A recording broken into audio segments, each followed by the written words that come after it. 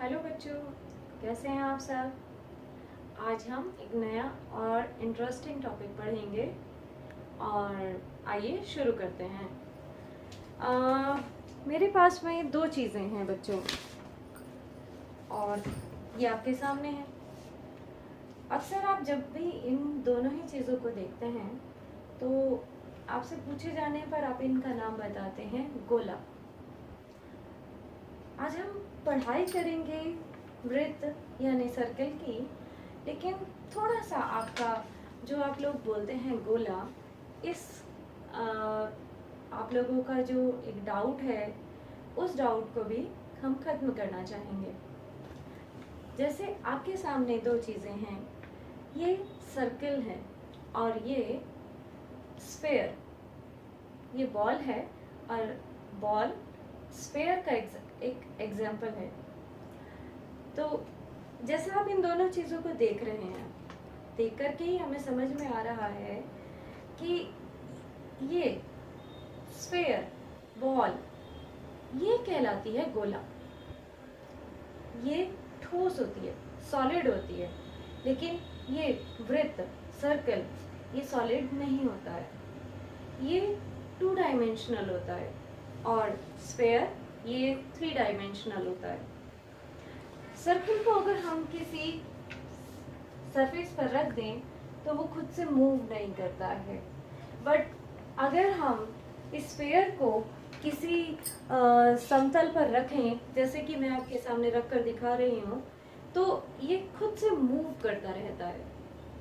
तो मुझे लगता है शायद अब आप लोग समझ गए होंगे कि गोला स्फेयर होता है जो कि सॉलिड होता है, ठोस होता है, और ये जो हमारे सामने है ये है सर्कल वृत्त।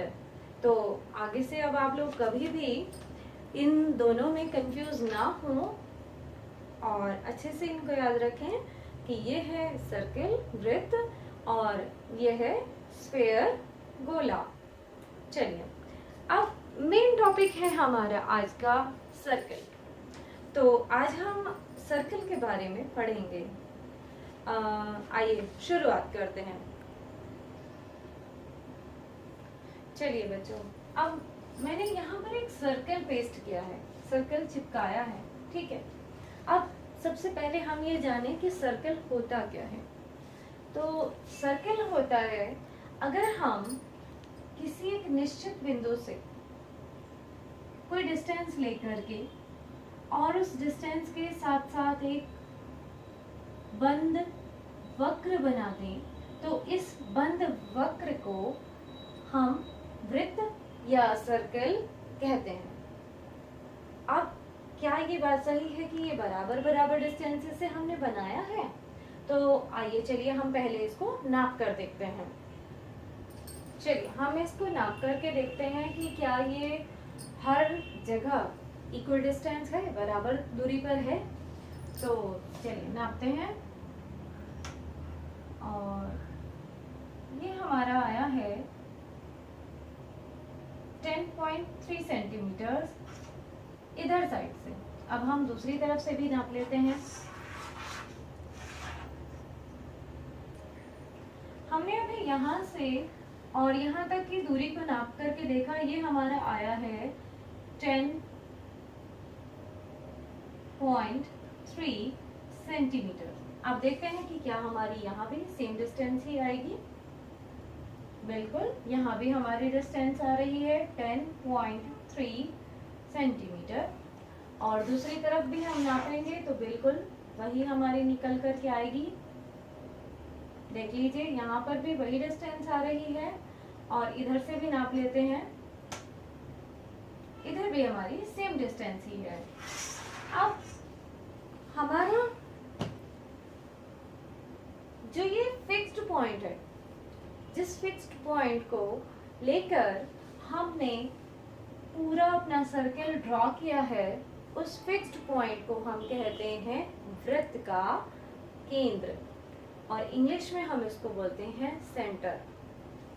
तो इस पॉइंट, ये जो ठीक बीच में पॉइंट है, ये इतना मोटा नहीं होता है, सिर्फ मैंने आपको समझाने के लिए ये थोड़ा मोटा किया है। ये बहुत छोटा सा बिंदु होता है जो वृत्त के ठीक बीच में होता है, और वृत्त इसको हम कहते हैं केंद्र।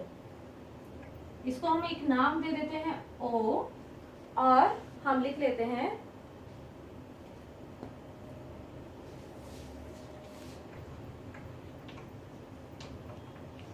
केंद्र है बिंदु O।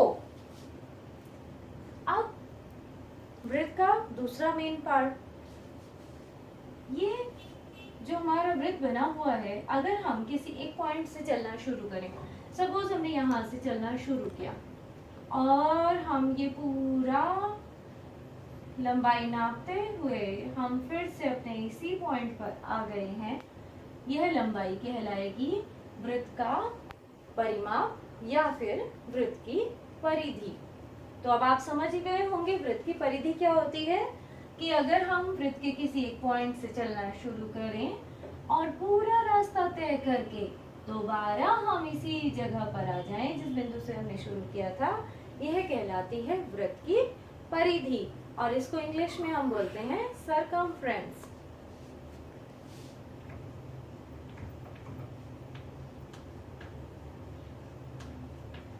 तो अभी तक हमने सर्कल के 2 मेन पार्ट्स पढ़ लिए हैं, केंद्र और परिधि। अब हम आते हैं आगे। हमने केंद्र लिया है बिंदु O, और यहाँ से हमने कोई एक डिस्टेंस ली थी 10.3 सेंटीमीटर। आप कोई भी डिस्टेंस ले सकते हैं, आप 10 सेंटीमीटर ले सकते हैं, 9 सेंटीमीटर ले सकते हैं, और अपने एक सर्कल को ड्रॉ कर सकते हैं। ये जो डिस्टेंस है जो हर बार बराबर आ रही थी, जो वृत्त के केंद्र को वृत्त की परिधि से मिला रही है, इसको हम कहते हैं वृत्त की त्रिज्या।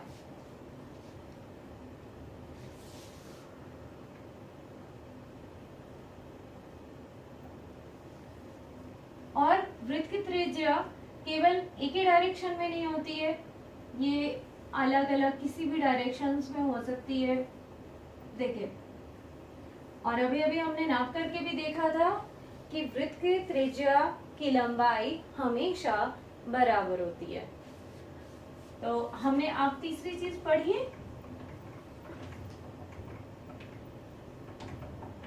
त्रिज्या। आइए इसको कोई नाम भी दे देते हैं। यहाँ O है तो हमने इसको A दे दिया, तो हमने कहा OA वृत्त की त्रिज्या है। अब जैसे वृत्त की त्रिज्या OA है, अगर हम इधर एक और त्रिज्या बना दें, सपोज इसको हमने नाम दे दिया B, तो ये OB भी एक त्रिज्या हो गई, OA भी एक त्रिज्या हो गई। OA और OB दोनों इक्वल भी हैं, हमें ये भी पता है। और अगर हम इन दोनों को मिक्स कर दें, यानी दोनों को हम एक साथ ही पढ़ें, तो ये बनेगा AB या फिर BA, और ये होता है वृत्त का व्यास, डायमीटर। तो वृत्त का व्यास क्या होगा? एक ऐसी रेखा जो वृत्त के केंद्र से होकर जाती है और जिसके दोनों एंड पॉइंट्स वृत्त की परिधि पर टच करते हैं, वह वृत्त का व्यास कहलाती है। चलिए,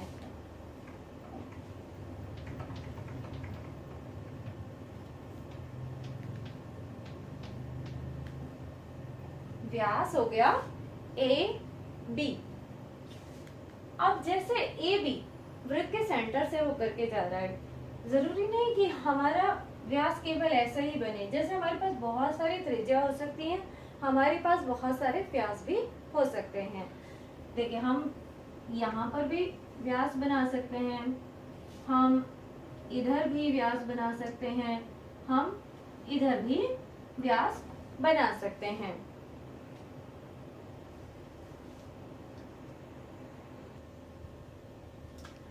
देखिए बच्चों, अभी हमने व्यास बनाया। व्यास की क्या खासियत बताई कि व्यास सेंटर से होकर के जाता है और दोनों एंड पॉइंट्स उसके परिधि पर टच करते हैं। अब ऐसी ही मैं एक और रेखा बनाने जा रही हूँ। ये मैंने एक रेखा बना दी। अब ये क्या है, ये तो व्यास नहीं है क्योंकि ये सेंटर से होकर के नहीं जा रहा है। आइए हम इसको कोई नाम भी दे देते हैं। हमने ए बी ले लिया है, ओ ए ले लिया है, चलिए इसको हम ले लेते हैं सी और डी। ठीक है, तो ये सी डी क्या है, इसको हम कहते हैं जीवा, या इसको इंग्लिश में हम कहते हैं कॉर्ड। जीवा हम वृत्त में कितनी भी बना सकते हैं और उसकी लंबाई जैसे जैसे आप नीचे की तरफ चलेंगे बढ़ती चली जाएगी और जैसे जैसे आप ऊपर की तरफ जाएंगे तो घटती चली जाएगी। आइए बना करके भी दिखा देते हैं आपको। जैसे कि हमने वन मोर कॉर्ड बना दी, जीवा बना दी। अब जैसे सीडी की लंबाई ज्यादा है और हमारे पास इसको हमने नाम दे दिया चलिए एम एन, इसकी लंबाई कम है। तो इस तरह से अगर हम सेंटर तक आएंगे तो हमारे वृत्त में सबसे बड़ी जीवा वृत्त का व्यास होती है, वृत्त की जीवा। इसका नाम दिया है हमने सी डी।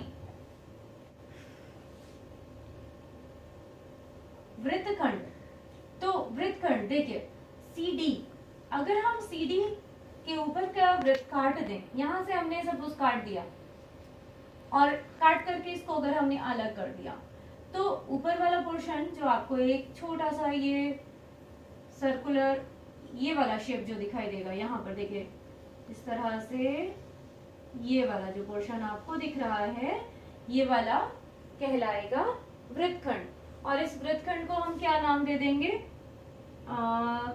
इसको हम नाम दे देंगे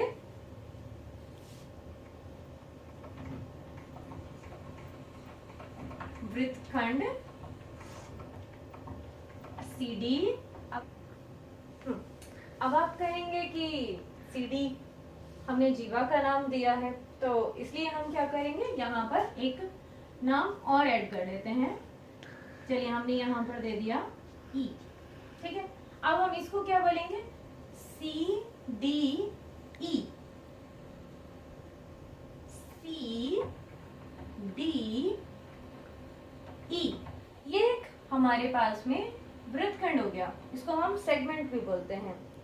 अब आप कहेंगे कि ये वृत्तखंड हो गया तो ये जो नीचे का पोर्शन बचा हुआ है इसको हम क्या कहें, ये भी एक वृत्तखंड है, इसका नाम दे दिए, चलिए हम एफ लिख देते हैं। तो इस बड़े वाले वृत्तखंड को हम बोलेंगे सी डी एफ या सी एफ डी। ठीक है, इसको माइनर सेगमेंट और इसको मेजर सेगमेंट कहेंगे। अब हम नेक्स्ट पढ़ेंगे त्रिज्य खंड। जैसे नाम से हमें लग रहा है त्रिज्य खंड, खंड माने टुकड़ा और त्रिज्या अभी आपने पढ़ी थी। तो सर्कल के अंदर कोई भी दो त्रिज्याओं के काटने से, एक त्रिज्या ये हो गई हमारे पास में और एक त्रिज्या हमने ये बना दी, तो ये जो हमारे पास में पोर्शन है यहाँ पर जो आपको ग्रीन लाइंस के अंडर में दिखाई दे रहा है, इसको हम कहेंगे त्रिज्य खंड। इसको भी कुछ नाम हम दे देते हैं। चलिए ये हमने, ये हो गया हमारा G और इस वाले पॉइंट को हमने नाम दे दिया H। तो और ये था हमारा O। तो त्रिज्य खंड क्या बना हमारा, हमारा त्रिज्य खंड बन गया है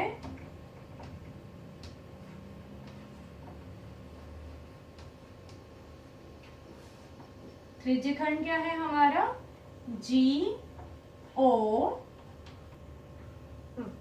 तो हमारा GOH यानी कि वो पोर्शन जो दो त्रिज्याओं के काटने से बना है उसको हम बोलते हैं त्रिज्य खंड और इंग्लिश में हम इसको बोलते हैं सेक्टर, सेक्टर ऑफ सर्कल। अभी हम एक चीज और करते हैं। अभी हमारे पास में परिधि है, तो परिधि हमने किसी एक पॉइंट से चलना शुरू किया और पूरा चक्कर लगा करके जब हम उसी पॉइंट पर आ गए तो वो परिधि हुई। लेकिन सपोज अगर हमें केवल यहाँ से लेकर और यहाँ तक या कोई भी दूसरी भी किसी भी जगह पर केवल अगर हम इतनी जगह की बात करें केवल अगर हम यहाँ से यहाँ तक की बात कर रहे हैं, इसको चलिए हम नाम दे देते हैं I, और यहाँ पर हमने दे दिया J। अगर हम I से लेकर J तक की ही बात करें तो ये भी वृत्त का एक हिस्सा है, इसको हम कहते हैं चाप, या इंग्लिश में इसको बोलते हैं आर्क। तो एक और चीज हमने पढ़ ली अब, आर्क या चाप। और हमारे चाप का नाम क्या है? हमारे चाप का नाम है I J। अब जैसे हमने कहा था वृत्तखंड में कि क्या ये केवल यही वृत्तखंड है, तो हमने बताया कि ये भी वृत्तखंड है और नीचे वाला पोर्शन भी वृत्तखंड है। ठीक इसी तरह से I J भी आर्क है, और I से इधर अगर हम चलें, ये भी, इसको भी हम I J बोल सकते हैं और इसको भी I J बोल सकते हैं, तो कंफ्यूजन हो जाएगा। अब इस कंफ्यूजन को दूर करने के लिए हम क्या कर सकते हैं कि हम इस पोर्शन में भी एक और अल्फाबेट ऐड कर देते हैं, K। तो हम जो मेजर आर्क है उसको नाम देंगे I K J, और जो माइनर आर्क यानी कि जो छोटा वाला चाप है उसको हम नाम देंगे I J। Basic concepts of circle पढ़े। Thank you.